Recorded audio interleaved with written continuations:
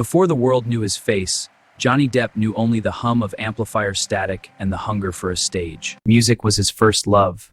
Hollywood wasn't even a daydream. He dropped out of school to chase a rock and roll myth. For a while, the myth didn't write back. Then a chance meeting with Nicolas Cage rewrote the script of his life.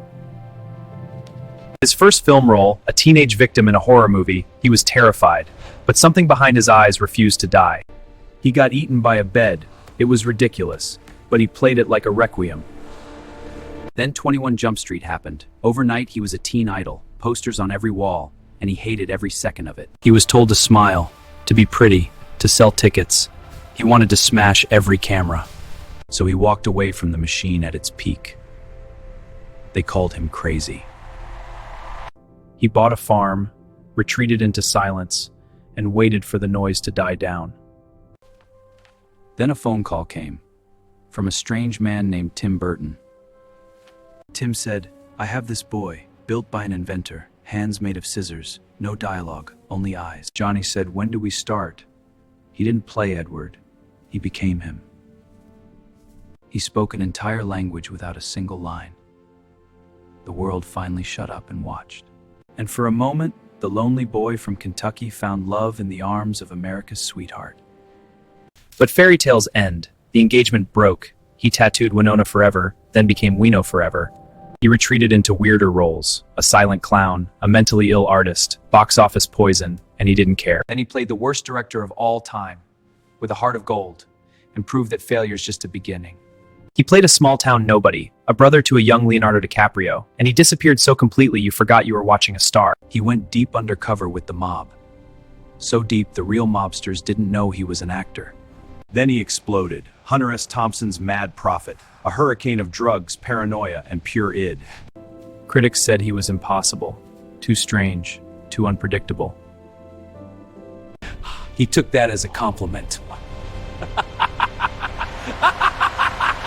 The weird kid was about to become the biggest star on Earth, and no one saw it coming. Then Disney came calling. A theme park ride, a pirate movie. He almost said no. This character isn't Errol Finn, he's a rock and roll pirate. Mr. Depp, that's not what we envisioned. He's a bit much. The studio panicked. Is he drunk? Is he gay? Will children be terrified? Trust me, or fire me. He built a character from rock stars, cartoon skunks, and pure swagger. When Curse of the Black Pearl released, the world fell in love with a drunk, selfish, brilliant ghost. It made $650 million. Suddenly, weird was bankable. He became the first pirate to sail the red carpet.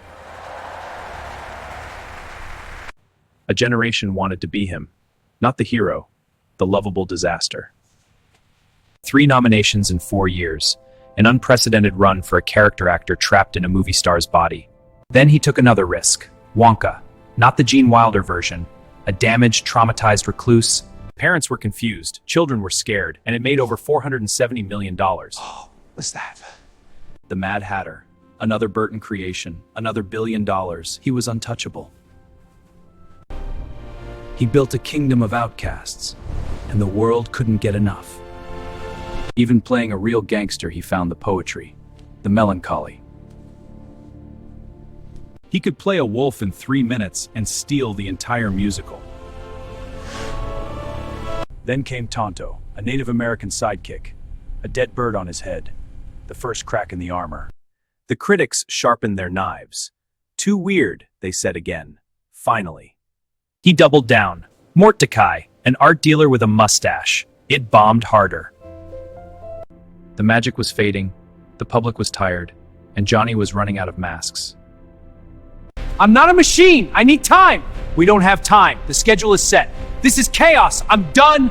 And then the money ran out. Not because he stopped working, because he stopped managing.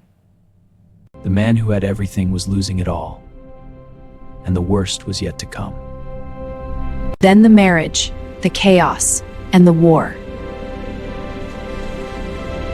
Amber Heard. Young, beautiful, and furious. What happened behind closed doors? 2 people say 2 different things. In 2016, she filed for divorce. and the allegations spilled into the light. He claimed he lost a fingertip. She claimed he threw a phone. The truth became a battlefield. The Sun newspaper called him a wife-beater. He sued, and in 2020, he lost. The UK judge ruled against him. The world declared him guilty. Hollywood slammed the door. Warner Bros. Fired him from Fantastic Beasts. They replaced him. He was radioactive. Friends vanished. Agents dropped him. The man who filled stadiums couldn't get a coffee meeting. He said he lost everything. Every role, every dollar. Almost his life. He made Minamata, a film about justice. No one distributed it. They were afraid of him. Then text messages leaked. From Amber to her friend. Let's burn Johnny. Tell the world I'm a survivor. He had one bullet left. A defamation trial in Virginia. Live, televised, global. The whole world tuned in. Not for justice, for the circus. Johnny walked in dressed like a billionaire art thief. He knew this was his last performance. He cried on the stand. He joked he admitted to drinking, to pills, to being a monster, but not her monster. He told the world, I am no angel, but I am not a rapist. I spoke of terror, of bruises, of a monster named Johnny. The world watched two victims fight to the death. The internet chose sides. His fans flooded every platform. They laughed at her tears. They called her a liar. The trial became a soap opera. Testimony about dog poop, about beds, about a severed fingertip. For 6 weeks, the world was a courtroom, and everyone was guilty. June 1st, 2022. The verdict came at 3 p.m. He won, on all counts. The jury said she lied, he cried, and then he went to dinner. He held his lawyer like a lifeline. He had been underwater for 6 years. Finally, air. Fans screamed. TikTok exploded. The outcast was king again. But winning a trial doesn't heal a soul. The scars were still there. Deep, ugly, real. He toured with Jeff Beck. Small clubs, sweaty rooms, no script, no character, just Johnny. For the first time in a decade, he looked happy. Then came the call. A French film, a king, a director who didn't care about the trial. L'état, c'est moi. He played Louis XV, an aging, lonely king. No pirate jokes, no winks, just tragedy. Cannes gave him a 7-minute standing ovation. He cried. The industry was welcoming him home. Then he announced his return behind the camera. A film about the painter Modigliani, his passion. He said, I don't need Hollywood. I just need a story.